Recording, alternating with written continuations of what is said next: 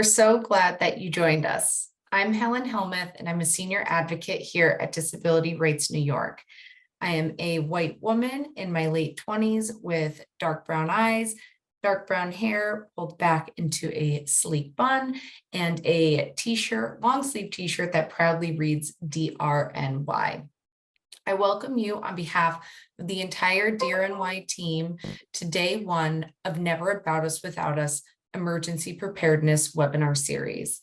Today, we begin our comprehensive one-week conversation about the urgent need to include people with disabilities in emergency preparedness planning at the local, state, and federal levels. As everyone in this Zoom space is likely aware, people with disabilities are disproportionately impacted when emergencies strike. The disability community faces greater harm and a tougher road to recovery when conditions subside. This week, we will begin by defining emergencies to include weather emergencies, public health emergencies, and human-created emergencies, including construction emergencies and acts of mass violence. As emergencies occur with more frequency and force, we must take time to pause and review how emergency planning and management for these events served us and how it has failed us. And yet, our policymakers seem too often motivated to move on to the next news story, the next big event, without engaging in such a review. Those of us in the disability advocacy community have no choice but to do a proper postmortem of system failures during emergency because we are most harmed. And it is DRNY's position that community responses to emergencies consistently fail us because people with disabilities are not afforded an opportunity to provide leadership when response plans are created.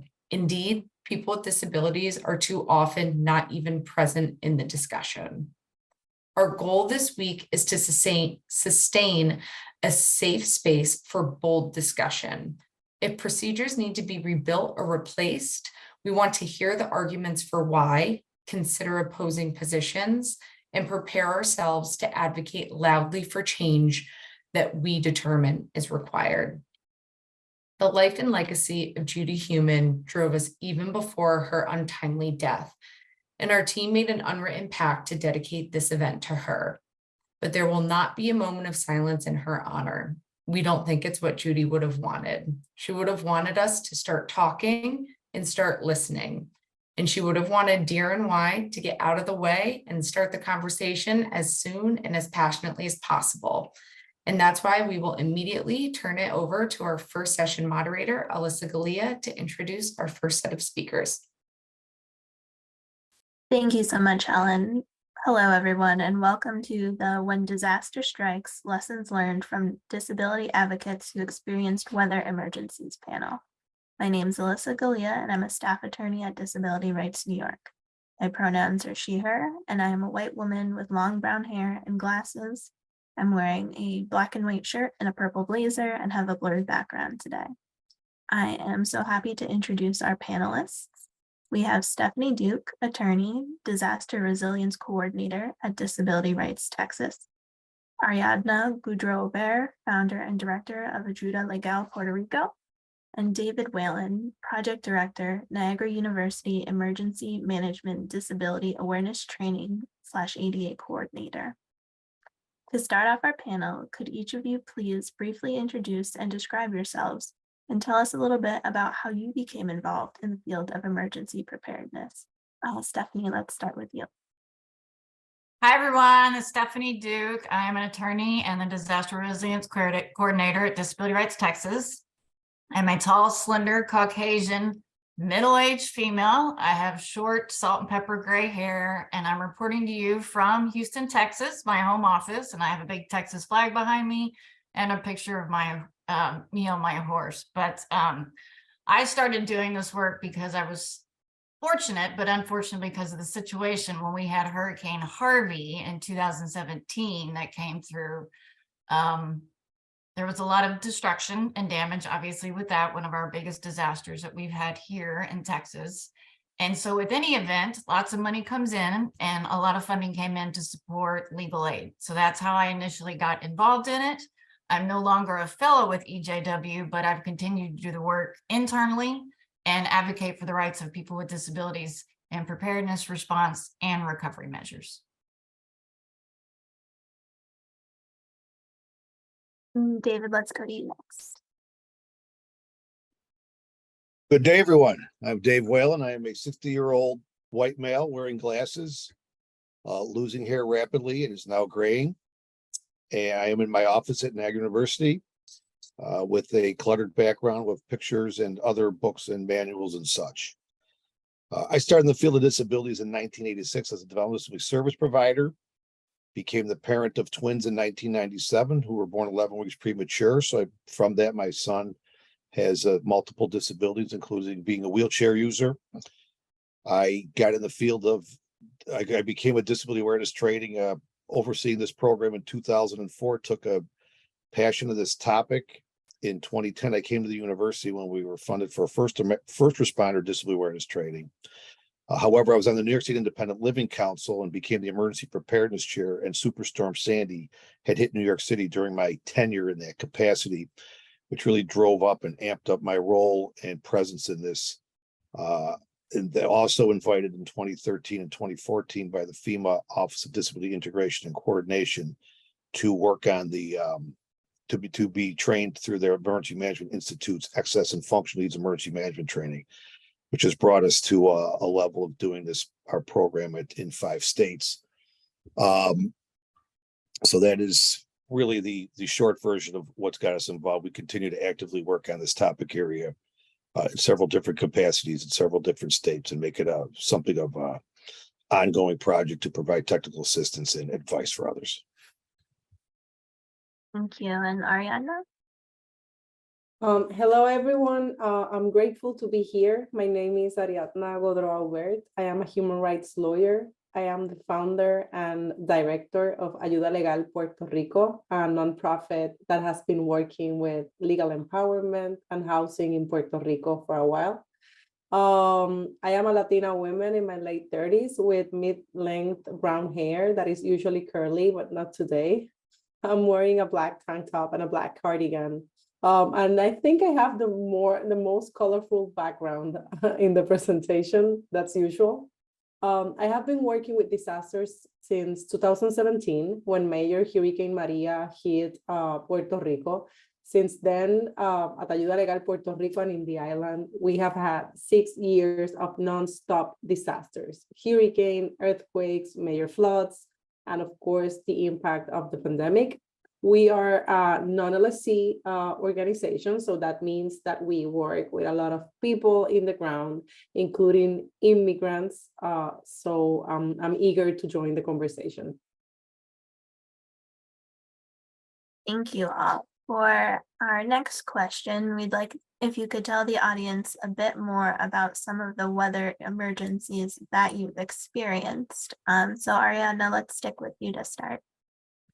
Yeah, as I said, I think we have had it all in the last 6 years, not only the major hurricanes, but also I think that the piece that has to do with the earthquakes, and that was a first for many of us in Puerto Rico working with disaster legal aid and also floods. I would say that the major weather experiences have had to do with, of course, the impact of climate change and the fact that we are an island in the Caribbean, but also the fact that we have a lot of vulnerable populations living in flood-prone zones, living in coastal zones, and living in other risk areas that remain unattended. So the consequences of the first disasters in 2017 have added up. And what we have right now is a growing housing insecurity and, of course, a disparate impact in specific populations, including people with disabilities. Thank you. And Dave, how about you? Yeah, my presence on here is based on the winter storms, and I think the Buffalo blizzard is what really had DRNY asked me to be a part of this.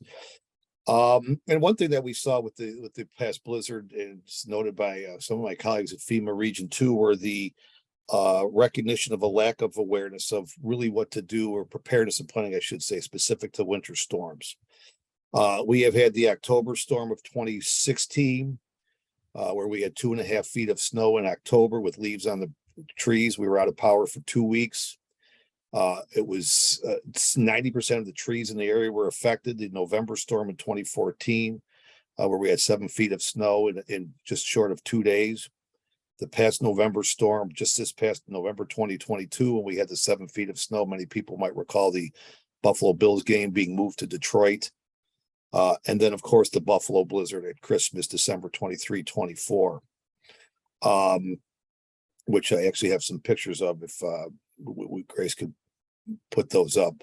And I think that what the blizzard really did is exposed us to the one thing really in our town, in our area, was Buffalo winter arrogance, as we called it. We had people who were, I'm good, we're in Buffalo, we've done this before, it's just going to snow, or I'm warning people, I'm urging friends and family to not hold that arrogance. You can go to the next picture, Grace.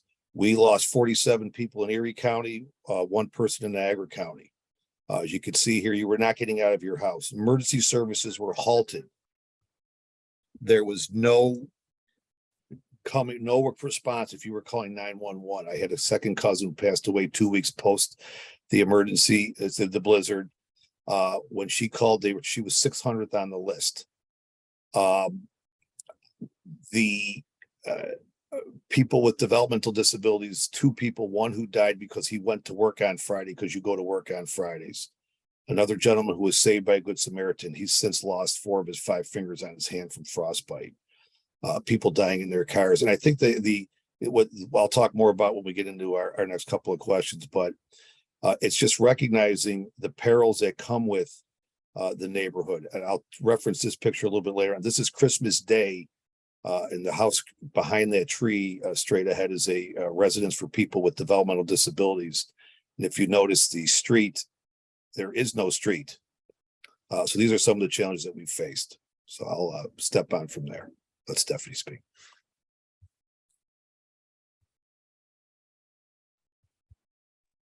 Thank you. Well, yeah, this is Stephanie. While we don't have 7 or 8 feet of snow in Texas, we do have a wide range of weather emergencies, from the hurricanes, the flooding, extreme weather. We have had, Winter Storm Uri, the freeze, which we were colder than Alaska, but we didn't have the 8 feet of snow.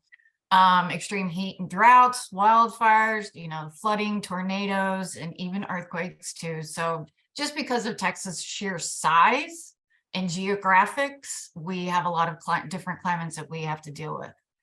We have over 30 million in our states, with roughly about 3.5 million people with disabilities that need to be planned for and counted for, because like Dave mentioned, it's the impact of the event that has on the community, and dealing with those expectations and meeting those expectations, not only for the community we serve, but also the people that are providing services. So, and while we have all heard in the news and on the media how much disasters like these impact the population as a whole, can you tell us today some of the particular challenges that these weather emergencies have posed for individuals with disabilities, be they physical or other disabilities? And we will start with Dave this time. Yeah, I think that, the biggest issues, transportation is low-hanging fruit when it comes to disasters and issues, and everyone on this call will speak to the same about transportation challenges. What we find in snow emergencies is you're not going anywhere. There is no option. There's no plan B for transportation. Where some areas might not be impacted or you can get around. There's just no getting around. A couple of years ago, one of the storms, the emergency manager for our county was stuck. He couldn't get to the emergency operations center. So your plows can't get out.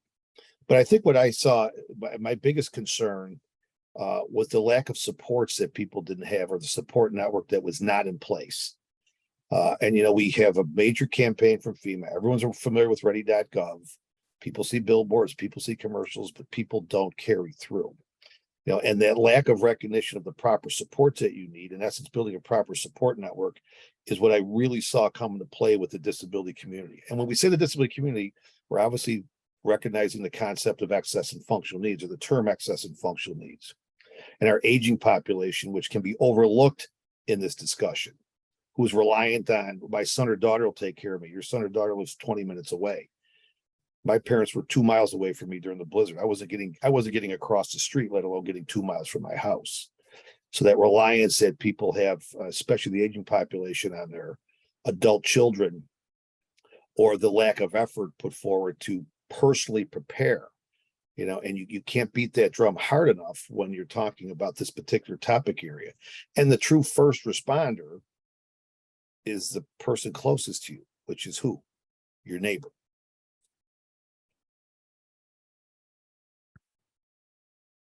Thank you, and Ariadna. Yeah, I of course, like, I totally agree that transportation is like a big piece of the discrimination that disabled folks like face when in the aftermath of a disasters. I would say that, you know, in Puerto Rico, in 2021, it was estimated that 1 in every 6 people were disabled.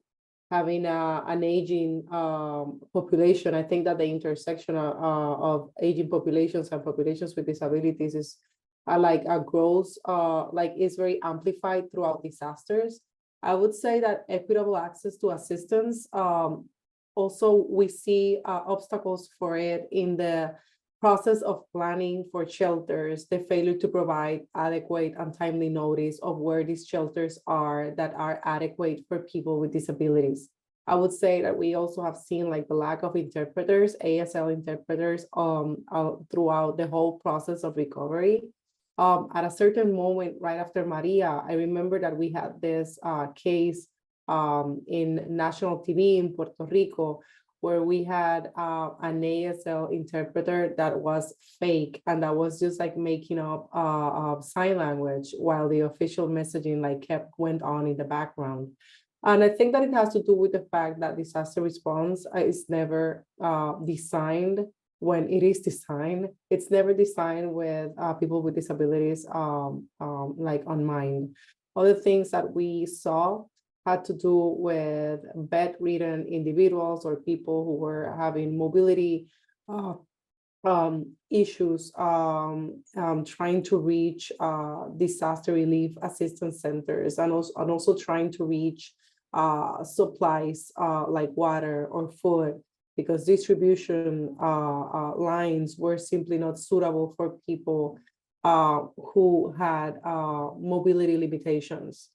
And also, I would say that we also had, and I know this is something that maybe we will mention afterwards, but that intersection between having a lot of the information coming in English, when Spanish is the main language in Puerto Rico, and at the same time having no interpreters, not only for the information in English as it was, but even more difficult to have it translated from Spanish to sign language that would be accessible for example, the deaf community in the island.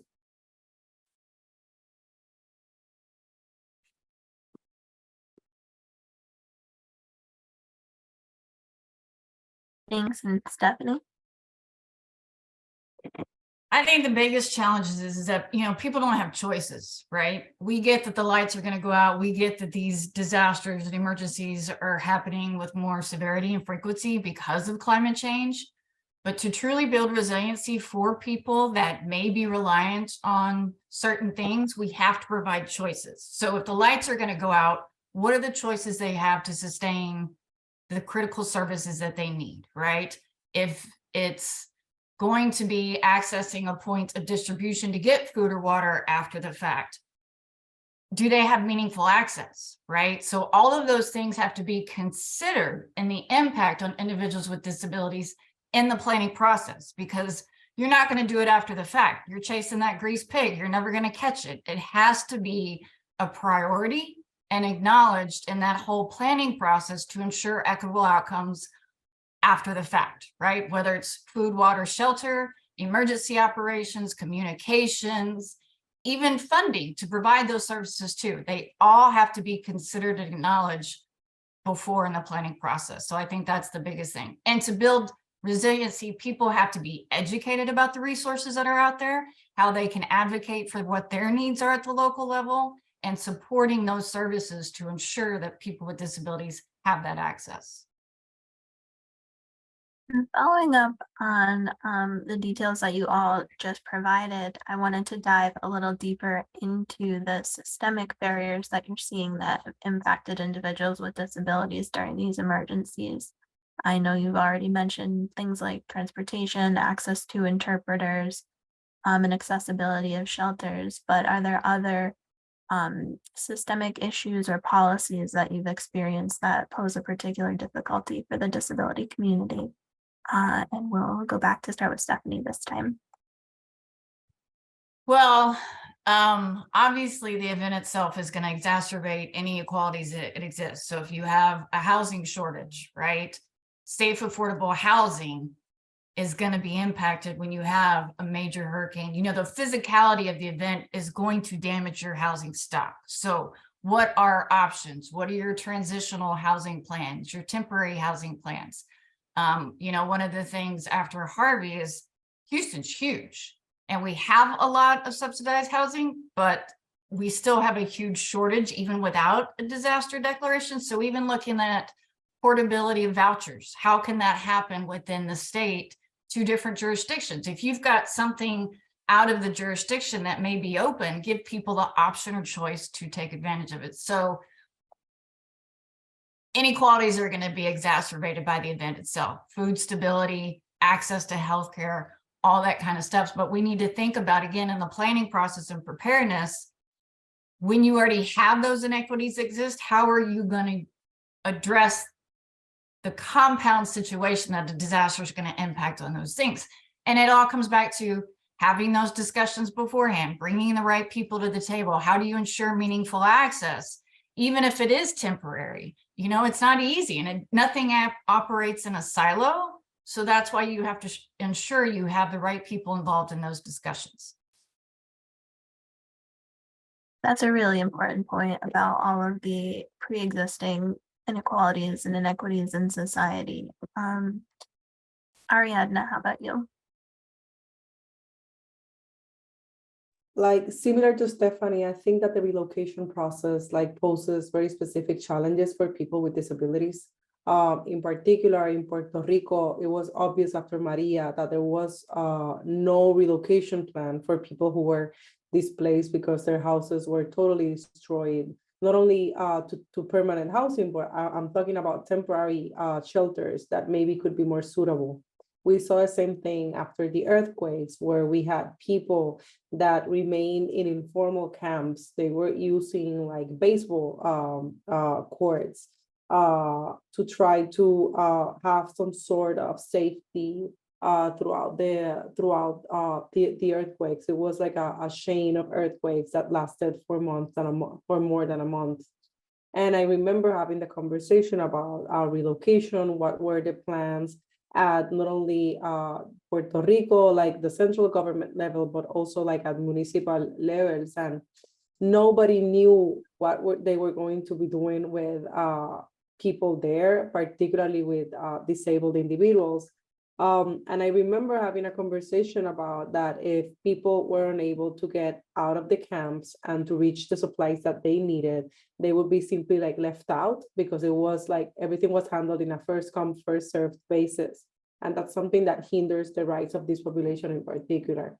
And also, I would say in Puerto Rico, we had a huge denial rate based on the fact that 50% of the population lacks an informal title. And that was something that FEMA wrongfully applied for the people in Puerto Rico, as they have done in New Orleans and in other places elsewhere. But for people with disabilities, that meant that they had to go through a process of looking for documents and trying to secure an attorney and trying to secure testimonies under oath. And it becomes so burdensome in an island with no access to public transportation, with very limited access to justice, what does that mean for the capacity of those people, like just to be able to get the immediate assistance that they needed after a disaster. And for the members of the audience who are unfamiliar, can you explain a little more about the title issue and the barrier that created? Yeah.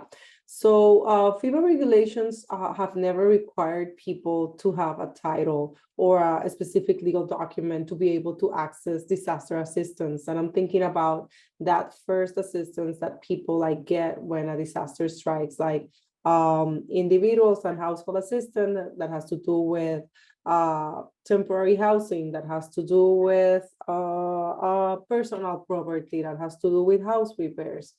To be able to be eligible for house repairs, you need to be an owner. But the way that the federal regulation addresses or defines who's an owner is very broad. So it's basically everyone that may have a proprietary interest on the unit, including people like in charge of maintaining the property in good shape and whatnot.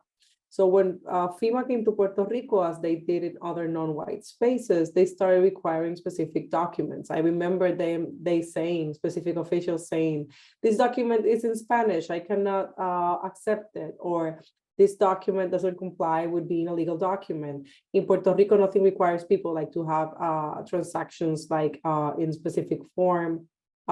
It's very exceptional, very specific, like figures in law requires that.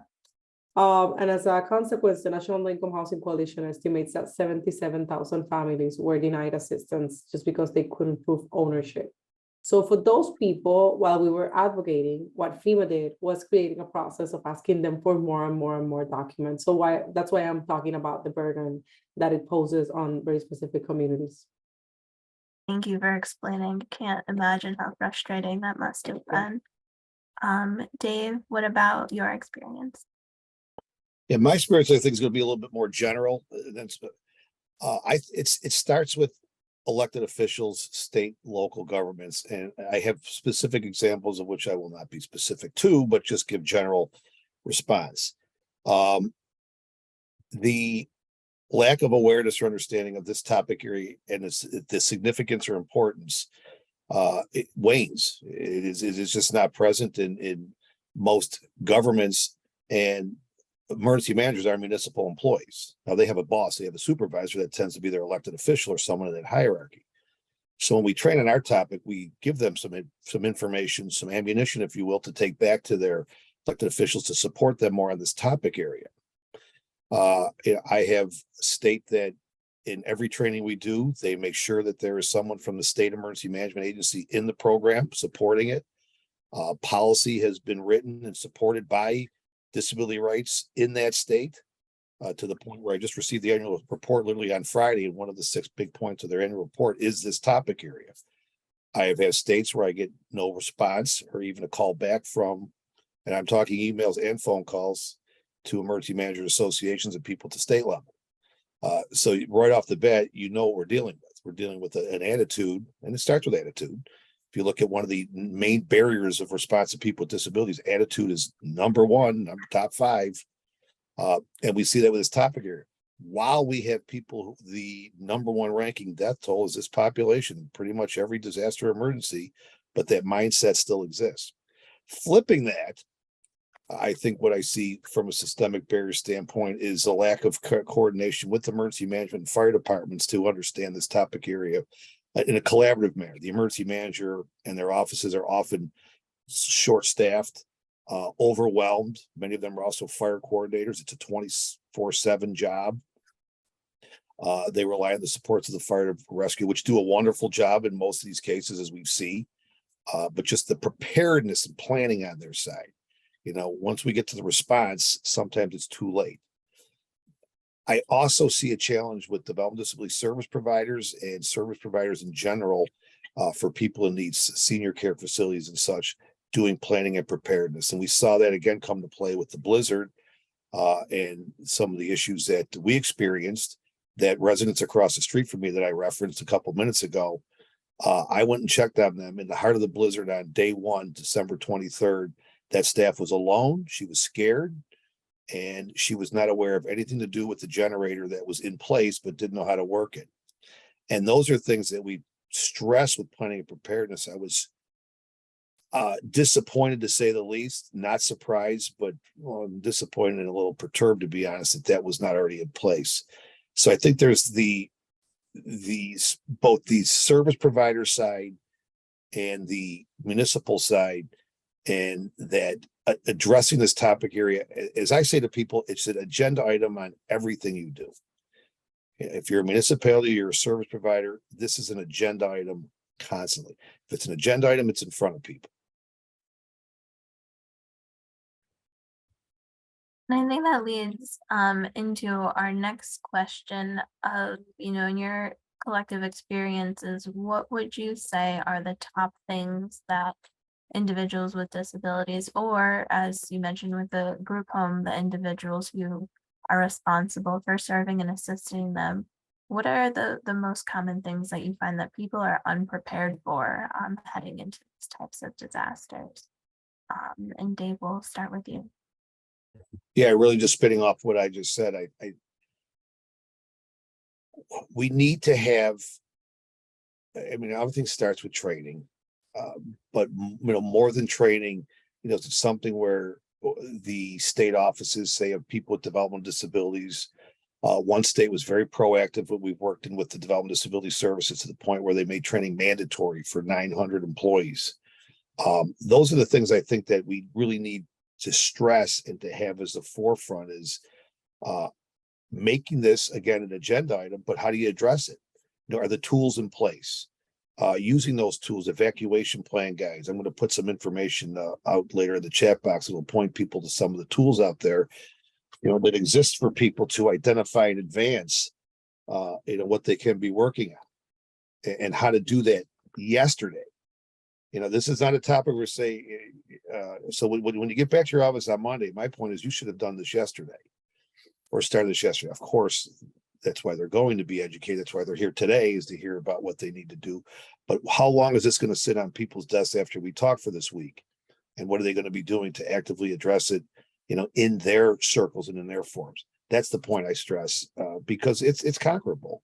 It's just a matter of people making it a priority. Stephanie, how about you? Yeah, I mean, there's so much, right? We're just so topical at this point because it is complicated, it is complex. But I think Ariana touched on something with access to justice, right? We have to figure out, in whatever field or industry we're in, how we can help build that resolve and resilience for our communities. Like she was saying, the ownership issue was huge to getting initial assistance from FEMA. Now, FEMA has made progress and updated some of the opportunities to get that initial assistance from FEMA, but clear title is still a huge issue in long-term recovery funds. So anybody involved in that legal support should be aware of, that issue for our low-income communities, because they don't probate, right? So what can we be doing in blue sky times to help address that issue? To tag on to what David was saying about that political will and priority. If it's not at the local level to plan for the disability community needs, the impact the event's going to have on all those community lifelines, it's not going to happen. So how do we advocate for that?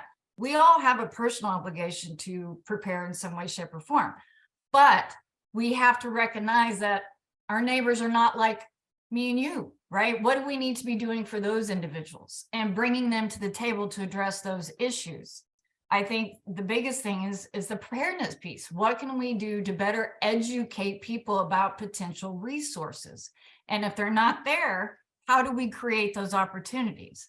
You've got those integrated in the community and those also in congregate settings. Like I was saying, evacuations from congregate settings are going to look different from someone integrated in community and an individual housing. So how do we ensure that oversight and accountability for those congregate settings? How do we ensure operable situations to maintain services in those settings? Who's training them? Who's providing those resources? And without a coordinated effort to address the needs of the disability community, it's not going to happen. So it's a lot, right? It's complicated, it's complex, but we have to start having these conversations with the right people and whatever our role is and advocating for those needs.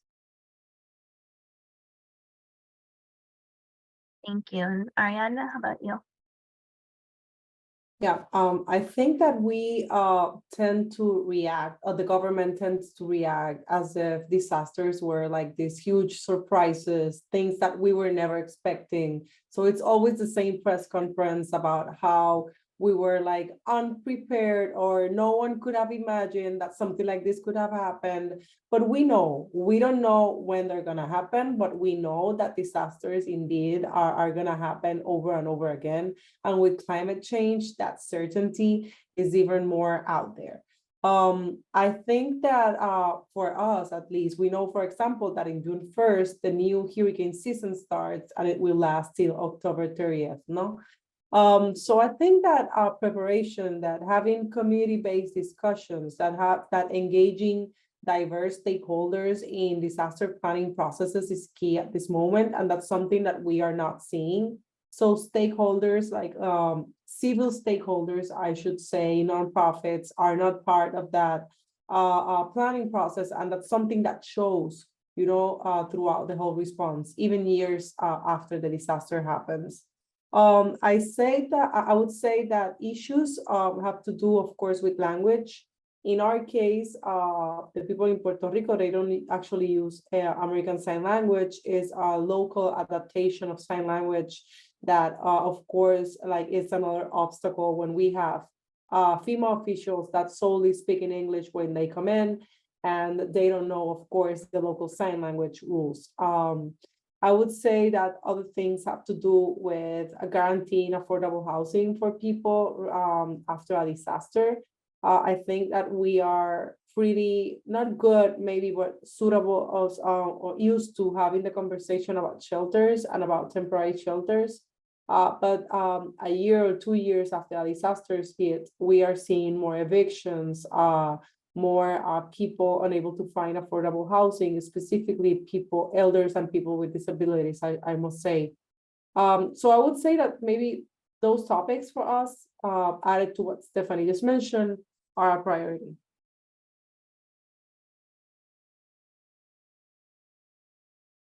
Thank you. And to switch the tone slightly, we've been talking a lot about the systemic barriers and the issues, but I'm wondering if, after the onslaught of a lot of the disasters that have been occurring lately, if you've seen any of these policy changes or attitudinal changes start to take hold. Stephanie, I know that you participated in a governor's task force about emergency preparedness. Could you start by speaking about that a little bit, and whether you've seen other changes and efforts take place? Unfortunately, at the state level, no. The task force was kind of put on hold during COVID. I think probably for staffing reasons, but again, it comes to that priority and political will being behind it to continue that, right? It can't just be a one and done. You've got to have a platform where people are engaged and you sustain that engagement on whatever the topic may be. I will say this session, we had a bill out there that did get a lot of traction. Unfortunately, it didn't make it to the final vote out of the House, but there are a lot of people out there that are interested, right? And regardless of what side of their aisle are on, they do support it. So it's just figuring out a more efficient, strategic way to make that happen.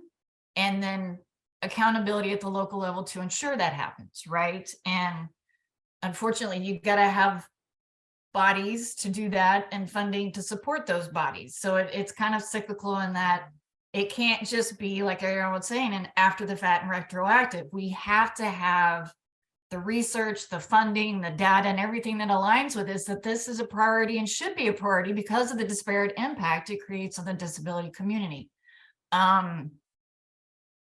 Sorry, but that was a little more pessimistic than I'm sure you wanted. But I will say, there is more conversation happening at this point, even the last 5 years that I've seen it, but it can't just be the one and done, right? We have to continue it. We have to sustain it and keep advocating for those needs. Absolutely. And as I think, unfortunately, you've all discussed, there are just so many emergencies and they keep happening and changing. So there's always going to be a need for that. Ariadna, have you seen any changes in Puerto Rico? I would say yes. I tend to be very optimistic, and I think that helps me like go on. I'm also a mother of 2 kids, so I need to be as optimistic as I can be. Yes, I've seen changes. I think that these changes sadly haven't been like initiatives or born or like I would say it's not like it's never like the government going in first to make access to assistance more equitable or more inclusive. I think it's something that needs a push from advocates on the ground.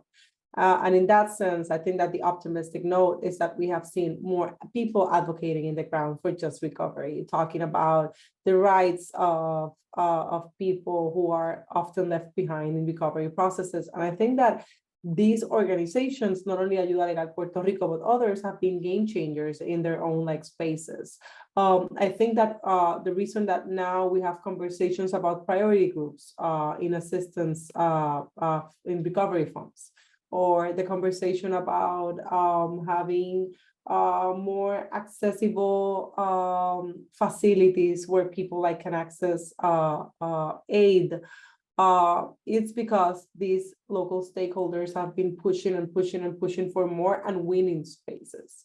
So yeah, I'm more optimistic than I was in 2017.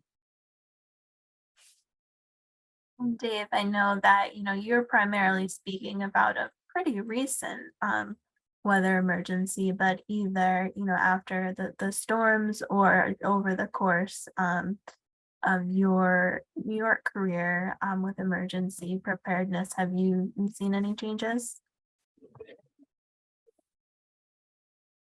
There are people in high-ranking government positions that definitely understand what we're talking about and support it. And I could speak again to being in now 5 states with our program, where I could almost have a gauge on measurement amongst other colleagues of mine that I work with in other states. There's an understanding with certain people, and I think what our intentions are to build off of those ones that do grasp what we're talking about. Be it a Department of Health official, someone at the state office, someone working under the governor's level, a county executive, an ADA coordinator in a municipality. And I know our strategy is, okay, let's find the folks that get it and build from there. And if we need to cautiously pull in a more aggressive stand, we do that appropriately. We don't rush into that. Education. I do disability awareness training. It's a sensitivity into an education. People don't understand what we're talking about. A lot of people don't get this. And when we find training, or when we find a webinar like the webinar series like this, where people are learning for the first time, this is where you hope they walk out saying, those are some good points. What can we do next? It's achievable. What we're talking about is achievable. And if you go back to the FEMA concept of the core advisory group, that really is the foundation for building off of this. Our county has one. We met the first 20 Fridays of the pandemic. Back when the pandemic hit. So every disability matter issue that happened in our county was addressed within 6 days.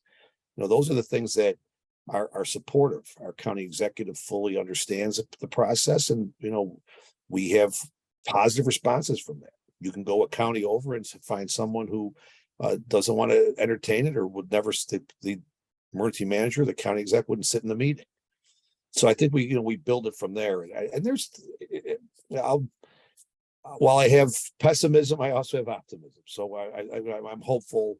And again, the beauty of what we're doing here this week is to address this and educate folks on it. And Dave, I want to carry on with something you just said, and that's what can we do next? So for all of our panelists, I think we have 2 overlapping groups, right?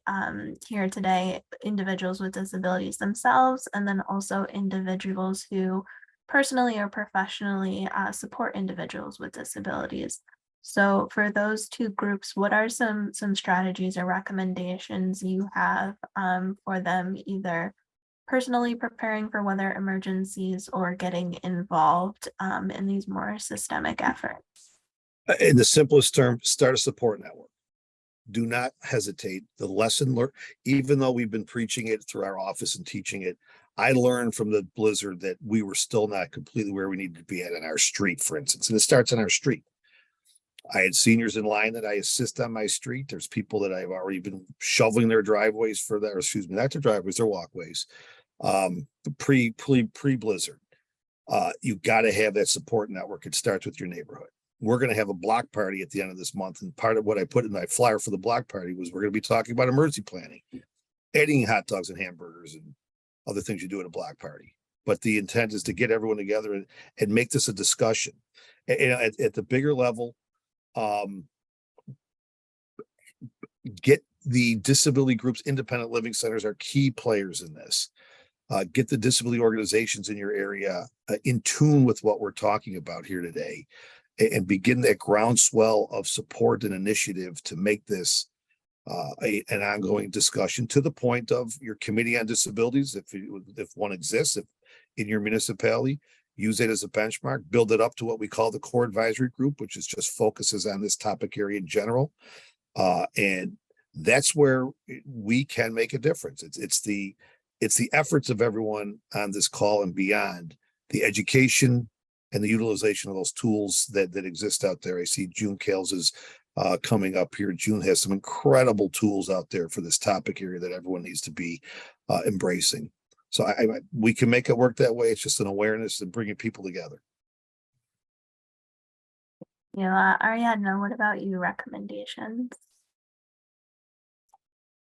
I totally agree with David. And I wanted to talk a little bit about our process with mitigation funds. Puerto Rico got one of the biggest allocations of mitigation funds in the US history. And we're talking about $8.3 billion that should be dedicated to make communities and housing and infrastructure more resilient for disasters to come, right? And one of the things that we want, thinking about how we could amplify voices of people on the ground or specific groups, including people with disabilities. And we were able to have in the allocation notice, which is basically the rules that the federal government puts out for these recovery funds, a requirement for the government of Puerto Rico to create a citizen advisory committee. And the idea of this body, you know, with all of its flaws and everything that could be discussed about it, is to have a very concrete mechanism where people and specific voices could not only offer input about the recovery process, but that we're also able to demand accountability from the local government so that the recovery process is as transparent and as equitable as it could be. So I think that kind of strategy that also includes advocacy, that may include litigation, are strategies that help us be more inclusive and more aware of the needs and the wants and the human rights asks of the community with disability. And that ties right into the never about us without us, doesn't it? The whole theme of this event. Stephanie, what about you? I think the biggest thing is that, and this is with anything, right? If you're trying to make the system better, we have to be informed of what's not happening. We have to ask the right questions, whether it's from an individual perspective, a service provider, an elected or government official. We have to understand what's truly going on and the need to make that system better. So in disasters and emergencies, again, you can't be doing it after the fact. You have to be looking at blue sky times and having those conversations and planning mechanisms that are inclusive, right? Because it's not just about getting to the emergency shelter or having, curb cuts or ramps. It's about also that programmatic issue. Does it provide meaningful access for what the community needs? And with disasters and emergencies, it's not just weather anymore, right? We've got public health emergencies as well as man-made that we have to start thinking of. And that inclusive process for the all hazards approach is what is truly going to build that core capability of resilience and giving people choices, right? And education about what they can do or is available in those situations. So asking questions, right? That's the biggest thing. Ask questions, whatever position you're in or what you provide for the community, and figuring out what we need to do next. And setting up there with the Ask Questions theme, I am going to take a look. I know some of our audience members today have posted some questions in the Q&A box. So one that we received states that as a person with a disability, I would stress not only have a plan and resources for a disaster, but also individual training on how to act in the face of a disaster. Can you speak to that? And I know that Dave has shared some resources already, but are there any other individual planning trainings or resources that you can recommend to the audience? And again, I see June coming on here, so I'm going to toot her horn. She has a great tool on tips for people with activity limitations and disabilities. The Mid-America Regional Council's tool on your very personal preparedness inventory. What we want people to do is recognize what their needs are. Now, not everyone can do that if it's cognitive disabilities in play, a lack of awareness, seniors who don't always consider, which is a major challenge, which we probably haven't stressed enough in this call, is the fact that a lot of seniors don't recognize their new challenges and limitations, and actually may be in denial of those new challenges and limitations. So that's why I also ask people, the adult children of their parents and grandparents, for prompting them, get them to understand what those needs are and be diligent, because you'll get a lot of denial. And Ariadna, I'm wondering if you have any resources specifically. You've spoken about some of the language barriers and lack of planning there. If there are Spanish language or other resources that you're aware of. Yeah, very quickly, I don't know if I can share this like using the chat, but I'm gonna just type it in, and if you can like share it with the whole group. At ayudalegalpr.org, that is our statewide website. And basically 2 million people per year access that website, becoming the main legal information source in Puerto Rico and in other places elsewhere, because the information that is there in Spanish, including apps that help people like create appeals to FEMA and to other kind of recovery funds, apply not only to Puerto Rico, but to other places in the US. So ayudalegalpr.org is there. And if you go to our institutional website, which is ayudalegalpuertorico.org, you can go there and find the reports that we publish every single year about how the recovery process is coming along. And it usually speaks about equitable access to funds and the impact on specific communities. So both things are there. Thank you. And we put that in the chat to everyone. And Stephanie, how about you? I think Grace was sharing things earlier. We provided a bunch of resources, not only from our website, and we've created a disaster resilience page that we're providing event-specific information as well as monthly topics for the disabilities. So you're free to check any of that out, but also some pro se tools, that meaning for the disaster survivor themselves, that may become useful, unfortunately, in a situation if they're not getting the legal help they need or need information. I would always check from the legal perspective to see what your state may have, as far as, because a lot of it's going to be contingent on state laws and regulations and stuff like that, as far as local response. but also, come to understand what could become available from FEMA, from SBA, from HUD when those programs are activated at the federal level. But I think all of those things are linked in the resource document that y'all are providing. So Thank you. And yes, there's information in the chat, and then there will be resources shared as well through the folder that everyone has access to. So please take a look at those for further information. Another question that we received, and I don't know if any of our panelists have personal experience on this, is for individuals who have service animals, and the planning and preparation required when someone potentially needs to evacuate or otherwise accommodate in an emergency when they have a service animal. So if any of our panelists has any thoughts on that. For us, right after Maria and during the earthquakes, we saw shelters treating service animals as pets, so denying their entrance. And we were terrified / it is what it is when the local government approved like this ordinance saying that pets were also welcome to be at shelters, because there was never like a real acknowledgement about why service animals are not pets, and they are reasonable accommodations like must be done so that people could have like equitable access to these places. So for us, it's been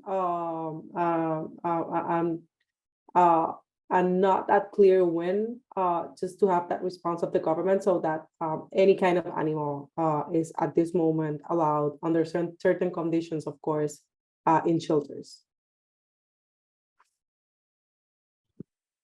go ahead, David. I was just gonna, we've been engaging this conversation in Texas a lot. And of course, service animals under ADA must be allowed, right? And because emergency sheltering operations are part of the government, they have to provide for that. Now, as far as emotional support animals and pets, that's still a very gray area. But I will say one of the things in Texas, because of the Pets Act, generally when they're going to update plans, because one, it's a deterrent as well, right? If they can't evacuate with their pets, they may not evacuate at all. So I will give props at ensuring that local emergency operations, sheltering operations also have some type of plan for pets as well.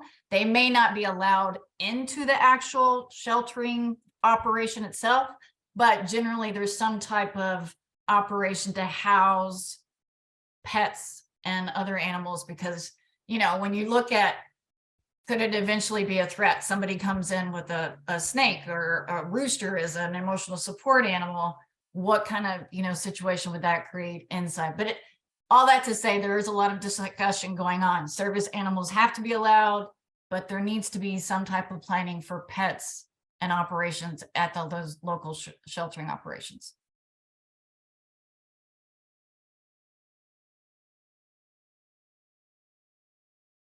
And Dave, had you wanted to add on to that? No, all right. Let me see. I think we might have time for one more question. And I know that this has been touched on already as well, with the discussion about, knowing your neighbors and Dave's upcoming block party. But someone asked specifically, for people with disabilities who live alone and don't have family or friends in the area, who and how can they reach out and make contacts to start having support in an emergency? I'll talk to that quick. My first recommendation is always connect with your independent living center. There will be one. It might not be very close depending on where you live, but there's going to be an independent living center that can assist in guiding people to supports and services. Also, when you get into some of these tools that have been sent out by, I see June's got her tools on here, there is guidance within these tools that allows people to think about some areas that they might not have thought about before when it comes to supports and services. So start local. If you're within a senior center, for instance, seniors, connect with your community senior services, Office of Aging. Now, this is where your government entities come to play. Ideally, if there's an ADA coordinator, some recognition of ADA compliance, which is not the case in many municipalities, unfortunately, but I would also talk to my municipality. Because there should be there would be some connectivity, depending on what office you're going through. It might not be emergency management. I would start there. But it might be the senior service. It might be the veteran services. It might be those entities and programs in municipalities also serve that role.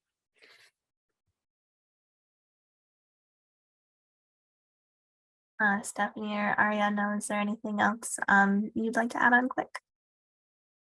No. All right, so perfect timing then, with it being 2 p.m. I will turn this back over to Helen, but first, thank you three so much for this really important conversation.